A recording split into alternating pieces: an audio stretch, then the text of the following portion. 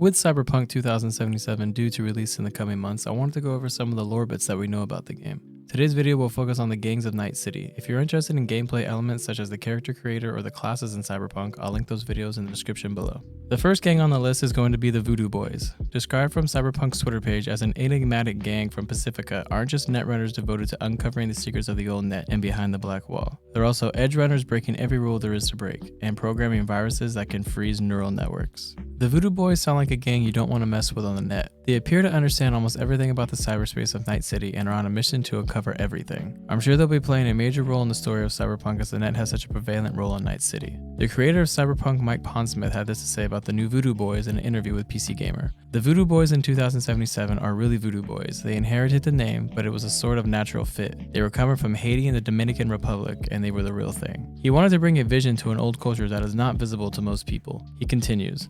So there's a gang, but they're not really. They're more of a cultural phenomenon, he said. The Voodoo Boys are bringing more than just a gang presence. They apparently have a cultural appeal to them, which could make them more dangerous and powerful. The Voodoo Boys leaders are the second in command Placide, who is known to have an aura of danger and be a man of few words. The leader is a woman named Bridget, or Mama. Described as being mysterious and threatening, she poses no major threat in real life, but deadly in the net. The Voodoo Boys' main rival is the Animals. It will be the second gang we cover. They are the booster gang from West Pacifica that is addicted to being in the most peak physical form that they can possibly be in. Mike Pondsmith describes them as tigers. They're in it to basically build themselves up and become the tigers of a particular urban jungle. They want to be big, they want to be bad, and they want you to fear them just because they exist. And you know, it's really easy to fear a guy who blots out the sun when they walk by you. They use multiple means of reaching their goals, such as using testosterone, animal supplements, and a steroid called the juice. These guys are going to prove to be a major nuisance for players with their sheer strength and size. The leaders of the Animals is named Sasquatch, as seen in the gameplay. She's a hulking menace that will definitely prove to be a worthy adversary. As you can see, the Animals are going to be one of the tough gangs to fight in Cyberpunk. If you're going to take a direct fight at them, make sure you're ready for a battle. The next gang are the 6th Street Gang.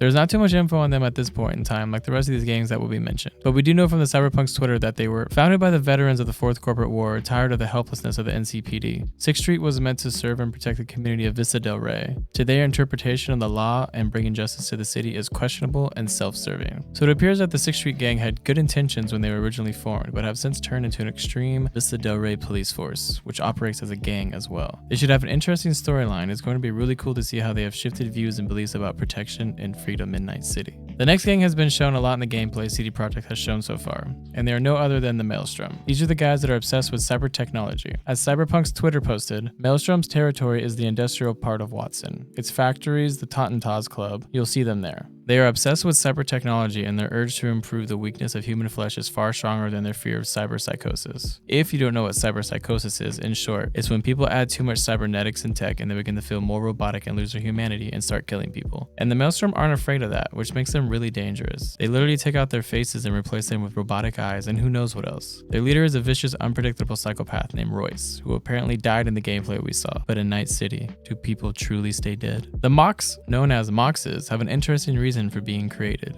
Formed in 2076 after the death of Elizabeth Lizzie Borden, a strip club owner and ex-prostitute who treated her workers fairly and defended them from violent clients, the Mocs refer to themselves as those who protect working girls and guys from violence and abuse. So like the 6th Street, they feel a need to protect people. I'm going to assume this gang knows a lot about what's going on in Night City since their nature of their work. I can see players visiting them for a lot of information, among other things. The Valentinos are described as being one of Night City's largest gangs. The Valentinos are bound by a strong moral code and century-old traditions. Controlling swaths of predominantly Latino areas of Haywood, they treat values such as honor, justice, and brotherhood with deadly seriousness. Being one of the largest gangs, we can assume we'll be seeing a lot of them around Night City. If they indeed do honor brotherhood, we could be finding them in large groups most of the time, which will cause many issues for players. The final gang we'll be going over is the mysterious Tiger Claw Gang. Cyberpunk's Twitter page described them as a gang of Japanese origin and stylistic influence, located in Japantown. Their ruthlessness and violent in practice and intimidating in appearance. Katana, street bikes, and luminous tattoos are their trademarks. They sound super cool. I mean, they have luminescent tattoos and katanas. I wonder if they'll have cyberkinetic katanas that come out of their arms or something. Beyond this info, I can't really guess what their story is. There are also other rumored gangs to be in Cyberpunk 2077, and these include the Lizzies, Steel Dragons, the Scavengers, and the Wraiths. No official info from CD Projekt has been released for these gangs as of yet, but if any does surface, I will cover it. Well guys, that's going to be all for this video. Which gangs are you most ready to deal with in Cyberpunk? I know CD Projekt said V cannot join a gang in the game, but if you could, which one would it be? Let me know down in the comments below. If you enjoy this type of lore content, please leave a like and let me know, and don't forget to sub so you don't miss out. Until next time,